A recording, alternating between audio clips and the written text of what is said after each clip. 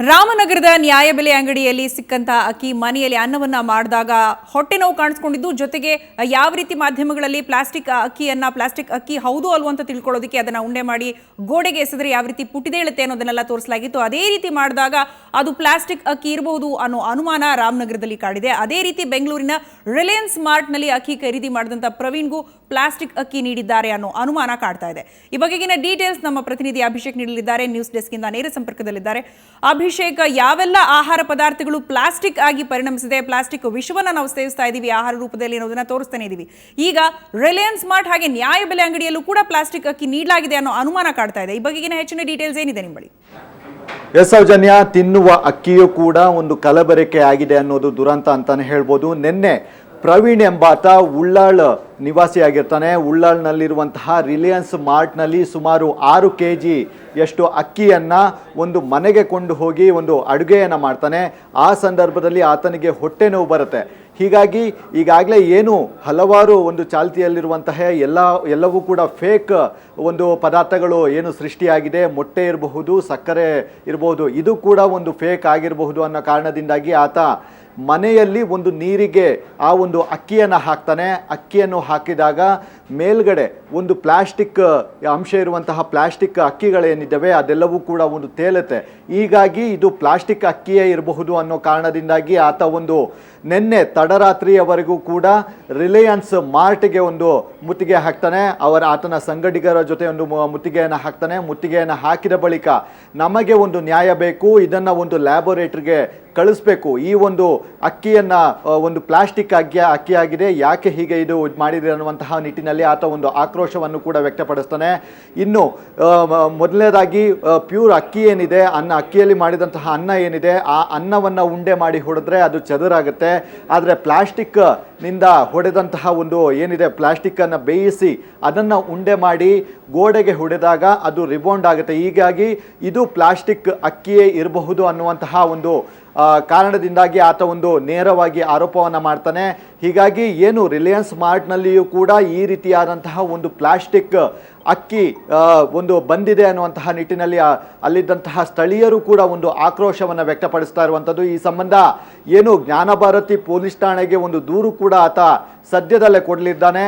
ಹೀಗಾಗಿ ರಿಲಯನ್ಸಲ್ಲೂ ಕೂಡ ಒಂದು ಒಳ್ಳೆಯ ಗುಣಮಟ್ಟದ ಒಂದು ಪದಾರ್ಥಗಳು ಸಿಗೋದಿಲ್ಲ ಅನ್ನೋ ಕಾರಣ ಒಂದು ಉದಾಹರಣೆ ಇದೊಂದು ಇರಬಹುದು ಅಂತಲೇ ಹೇಳ್ಬೋದು. ಯಾಕಂದರೆ ಈಗಾಗಲೇ ಏನು ಆತ ಒಂದು ತೆಗೆದುಕೊಂಡು ಹೋಗಿದ್ದಾನೆ, ಹೀಗಾಗಿ ಆತನಿಗೆ ಹೊಟ್ಟೆ ನೋವು ಬಂದ ಕಾರಣದಿಂದಾಗಿ ಆತ ಒಂದು ಇದು ಫೇಕ್ ಪ್ಲಾಸ್ಟಿಕ್ ಅಕ್ಕಿ ಅನ್ನುವಂತಹ ಒಂದು ನಿರ್ಧಾರಕ್ಕೆ ಬರ್ತಾನೆ.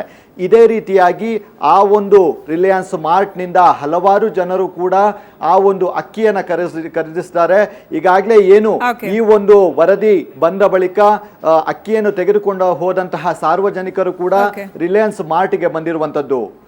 ಸೌಜನ್ಯ. ಓಕೆ ಅಭಿಷೇಕ, ನಿಮ್ಮೆಲ್ಲ ಡೀಟೇಲ್ಸ್ಗಾಗಿ ಧನ್ಯವಾದ. ಈಗ ನಮ್ಮ ಜೊತೆ ಆಹಾರ ತಜ್ಞರಾದಂತಹ KC ರಘು ಅವರು ದೂರವಾಣಿ ಸಂಪರ್ಕದಲ್ಲಿದ್ದಾರೆ. ನಮಸ್ತೆ ರಘು ಅವರೇ. ನಮಸ್ಕಾರ. ಈಗ ಆಹಾರ, ಅಕ್ಕಿ, ಸಕ್ಕರೆ, ಮೊಟ್ಟೆ ಎಲ್ಲವೂ ಪ್ಲಾಸ್ಟಿಕ್ ಆಗಿ ಮಾರುಕಟ್ಟೆಗೆ ಲಗ್ಗೆ ಇಟ್ಟಿರೋದ್ರ ಬಗ್ಗೆ ಮಾಧ್ಯಮಗಳಲ್ಲಿ ವರದಿ ಮಾಡ್ತಾನೆ ಇದೀವಿ. ಈಗ ದುಸ್ಥಿತಿ ಅಂದ್ರೆ ರಿಲಯನ್ಸ್ ಫ್ರೆಶ್ನಲ್ಲೂ ಕೂಡ ಪ್ಲಾಸ್ಟಿಕ್ ಅಕ್ಕಿ ಸಿಕ್ಕಿರಬಹುದು ಅನ್ನೋ ಅನುಮಾನ ಕಾಡ್ತಿದೆ. ನ್ಯಾಯಬೆಲೆ ಅಂಗಡಿಗಳಲ್ಲೂ ಕೂಡ ಪ್ಲಾಸ್ಟಿಕ್ ಅಕ್ಕಿ ನೀಡಲಾಗ್ತಿದೆ ಅನ್ನೋ ಅನುಮಾನ ಕಾಡ್ತಿದೆ. ಅಂದ್ರೆ ಹೇಗೆ ಈಗ ಸಂಪೂರ್ಣವಾಗಿ ನಾರ್ಮಲ್ ಆಗಿರುವಂಥ ಅಕ್ಕಿಗೂ ಈ ಪ್ಲಾಸ್ಟಿಕ್ ಅಕ್ಕಿನೂ ಮಿಕ್ಸ್ ಮಾಡಿದ್ರೆ ಹೇಗೆ ವ್ಯತ್ಯಾಸ ಗೊತ್ತಾಗೋದಂತೆ? ಎರಡನ್ನೂ ಮಿಕ್ಸ್ ಮಾಡಿಬಿಟ್ರೆ ಗೊತ್ತಾಗೋದಿಲ್ವಾ ಅಂತ? ಅಲ್ಲ, ಈ ಮೊದಲನೇದಾಗಿ ಈಗ ಸಾಮಾನ್ಯವಾಗಿ ನಾವು ಹೇಳ್ತೀವಿ ಉತ್ತರ ಅದ್ಭುತವಾಗಿದೆ, ಪ್ರಶ್ನೆ ತಪ್ಪು ಅಂತ. ಅಲ್ಲ, ನಿಮ್ಗೆ ಹೇಳ್ತಾ ಇಲ್ಲ ನಾನು. ಈಗ ಏನಾಗಿದೆ ಗೊತ್ತಾ, ಇದು ಈ ಪ್ಲಾಸ್ಟಿಕ್ ಅಕ್ಕಿ ಅನ್ನೋದೇ ಒಂದು ದೊಡ್ಡ ಸುಳ್ಳು.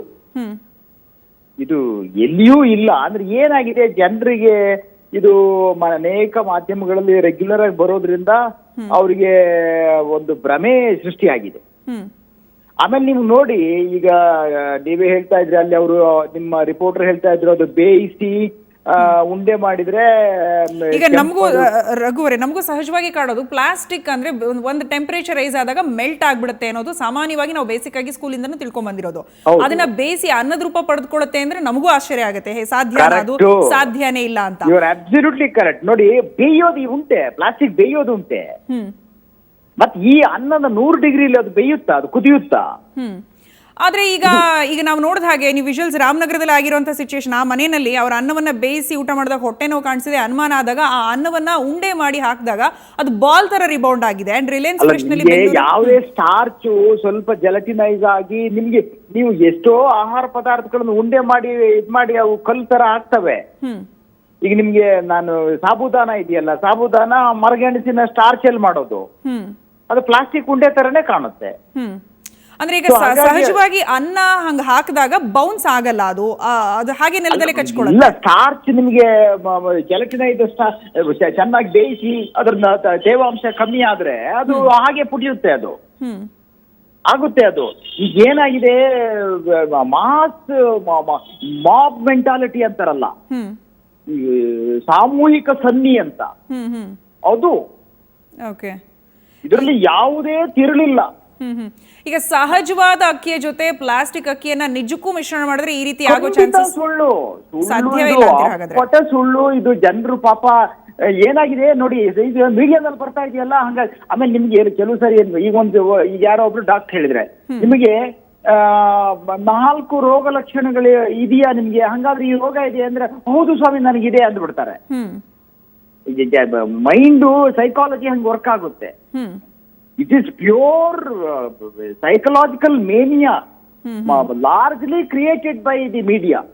ಓಕೆ, ಬಟ್ ಮತ್ತೆ ಈಗ ಕಾರಣಗಳಂದ್ರೆ ನಾರ್ಮಲ್ ಅಕ್ಕಿಯನ್ನ ಈಗ ಮಾಡಿರೋ ಡಿಫ್ರೆನ್ಸ್, ಈಗ ರೆಗ್ಯುಲರ್ ಆಗಿ ಮಾಮೂಲಿ ಅನ್ನವನ್ನ ಬೇಯಿಸಿರೋದು ಆ ಥರ ಆಗಿಲ್ಲ, ಇದು ಆಗಿದೆ ಅಂತ ಡಿಫ್ರೆನ್ಸ್ ಮಾಡಿ ನೋಡೋದಕ್ಕೆ ಹಾಗಾದ್ರೆ ಏನ್ ಕಾರಣ ಇರಬಹುದು ಅಂತೀರಾ? ಇಲ್ಲ, ಡಿಫರೆನ್ಸ್ ಅಂದ್ರೆ ಏನಾಯ್ತು ನೋಡಿ, ಅವ್ರಿಗೆ ಈಗ ಅನ್ನದಲ್ಲಿ ಅಕ್ಕಿಯಲ್ಲಿ ಬೇರೆ ಬೇರೆ ತರ ಅಕ್ಕಿಗಳು. ಇವತ್ತು ಅಕ್ಕಿ ನಿಮಗೆ ಅಕ್ಕಿಯಲ್ಲಿ ಸಾಮಾನ್ಯವಾಗಿ ಹೇಳೋದಂತು, ಹಳೆ ಅಕ್ಕಿ ಹೊಸ ಗೋಧಿ ಒಳ್ಳೇದು ಅಂತ. ಅಕ್ಕಿ ಹೊಸದಾದ್ರೆ ಅದರ ಬಿಹೇವಿಯರ್ ಬೇರೆ ಇರ್ತದೆ, ಹಳದಾದ್ರೆ ಅದು ನಿಮ್ಗೆ ಗೊತ್ತು ಅನ್ನ ಮಾಡುವಾಗ ಅದು ಹೇಗೆ ಬಿಡಿ ಬಿಡಿಯಾಗಿ ಚೆನ್ನಾಗಿರುತ್ತೆ. ಆಮೇಲೆ ಇತ್ತೀಚೆಗೆ ಏನ್ ಮಾಡ್ತಾರೆ, ಅಕ್ಕಿಯನ್ನ ಸ್ಟೀಮಿಂಗ್ ಮಾಡೋದು, ಪಾರ್ಬಾಯ್ಲಿಂಗ್ ಹಳೇದೇ ಕುಚಲಕ್ಕಿ ಮಾಡೋಂಥದ್ದು, ಆದ್ರೆ ಸ್ಟೀಮಿಂಗು ಇದೆಲ್ಲ ಮಾಡ್ತಾರೆ ಇತ್ತೀಚೆಗೆ. ಆ ಮಾಡುವಾಗ ಮತ್ತೆ ಇನ್ನೊಂದು ಏನಾಗಿದೆ, ಕೆಲವುದು ನನಗೆ ಗೊತ್ತಿರೋ ಪ್ರಕಾರ ಈ ಅನ್ನಭಾಗ್ಯದ ಅಕ್ಕಿನೂ ಕೂಡ ಮತ್ತೆ ಡಬಲ್ ಪಾಲಿಶ್ ಮಾಡಿ ವಾಪಸ್ ಮಾರ್ಕೆಟಿಗೆ ಬರೋದು ಹೀಗೆಲ್ಲ ಆಗ್ತಾ ಇದೆಯಂತೆ. ಆ ರೀತಿ ಆದಾಗ, ಆ ರೀತಿ ಅಕ್ಕಿಯಲ್ಲಿ ಸ್ವಲ್ಪ ಈ ತರ ದೋಷಗಳು ಕಂಡಾಗ ಇವರಿಗೆ ಇದು ಅಲ್ಲೆಲ್ಲ ಬರ್ತಾ ಇದೆಯಲ್ಲ, ಚೈನಾದಿಂದ ಬಂದಂತೆ, ಯೂಟ್ಯೂಬ್ ಅಲ್ಲಿದೆ, ವಾಟ್ಸ್ಆಪ್ ಅಲ್ಲಿದೆ, ಫೇಸ್ಬುಕ್ ಅಲ್ಲಿದೆ ಅಂತ ಹೇಳಿ ಅದನ್ನ ಇವರು ಕನೆಕ್ಟ್ ಮಾಡ್ತಾ ಇದ್ದಾರೆ. ಮತ್ತೆ ಯಾರಾದ್ರೂ ಒಬ್ಬ, ನಿಮ್ಗೆ ಒಂದು ಕಾಮನ್ ಸೆನ್ಸ್ ಹೇಳ್ತಾನೆ, ಯಾರಾದ್ರೂ ಒಬ್ಬ ಒಂದು ಅಡಲ್ಟ್ರೇಷನ್ ಮಾಡ್ಬೇಕಾದ್ರೆ ಅದು ಅವನಿಗೆ ಒಂದ್ ಸ್ವಲ್ಪ ದಿವಸ ಬಿಸ್ನೆಸ್ ನಡಿಬೇಕು ಅಂತ ಮಾಡ್ತಾನೆ. ಪ್ಲಾಸ್ಟಿಕ್ ಮಾಡಿರೋ ಒಂದು ಬಿಸ್ನೆಸ್ ಹೆಂಗ್ ನಡೀತದೆ? ಈಗ ಅಕ್ಕಿ ಪ್ಲಾಸ್ಟಿಕ್ ಅಲ್ಲಿ ಮಾಡಿದ್ರೆ ಅವ್ರಿಗೆ ದುಡ್ಡು ಮಾಡ್ಕೊಳ್ಬಹುದಲ್ಲ. ಈಗ 67 ರೂಪಾಯಿ ಇದೆ ಪ್ಲಾಸ್ಟಿಕ್ ಅಕ್ಕಿ, 20 ರೂಪಾಯಿ 25 ರೂಪಾಯಿ ಅಕ್ಕಿ ಯಾರು ಮಾಡ್ತಾರೆ? ಅವನು ಮೂರ್ಖ, ಅವನು ಮಾಡಿದ್ರೆ. ಈಗ ಪ್ಲಾಸ್ಟಿಕ್ ರೇಟ್ ಹೋಲ್ಸೇಲ್ ರೇಟ್, ನಿಮ್ಗೆ ಹೋಲ್ಸೇಲ್ ರೇಟ್ ನ ಹೇಳ್ತಾ ಇರೋದು. ಪ್ಲಾಸ್ಟಿಕ್ ಏನ್ ಚೀಪ್ ಆಗಿದೆಯಾ? ತುಂಬಾ ಎಕ್ಸ್ಪೆನ್ಸಿವ್. ಅದನ್ನ ತಗೊಂಡು ಯಾರು ಇದ್ ಮಾಡ್ತಾರೆ ಹೇಳಿ? ಎಕಾನಮಿಕ್ ಸೆನ್ಸ್ ಬೇಕಲ್ಲ. ಕ್ರಿಮಿನಲ್ ಸೆನ್ಸ್ ಏನೋ ಇದೆ ಅಂತ ತಿಳ್ಕೊಳ್ಳೋಣ, ಆದ್ರೆ economic sense is primary cause ಅಲ್ವಾ? ಓಕೆ ರಘು ಅವರೇ, ಈ ಬಗ್ಗೆ ಇನ್ನಷ್ಟು ಮಾತನಾಡ್ತೇವೆ ನಿಮ್ ಬಳಿ. ಈಗ ಸಮಯದ ಭಾವ ಇರೋದ್ರಿಂದ ಮಾತು ಮುಗಿಸಲೇಬೇಕಾಗಿದೆ. ಧನ್ಯವಾದ ರಘು ಅವರೇ, ಸುವರ್ಣ ನ್ಯೂಸ್ ಜೊತೆ ಮಾತನಾಡಿದ್ದಕ್ಕಾಗಿ. ಇದು ಆಹಾರ ತಜ್ಞರಾದಂತಹ ರಘು ಅವರ ವಾದವಾಗಿದೆ, ಅವರ ಮಾತುಗಳಾಗಿದೆ. ಪ್ಲಾಸ್ಟಿಕ್ ಅನ್ನ ಆ ರೀತಿ ಮಾಡೋದಕ್ಕೆ ಸಾಧ್ಯವಾಗಿಲ್ಲ ಅನ್ನೋ ಮಾತನ್ನ ರಘು ಅವರು ಹೇಳಿದ್ದಾರೆ.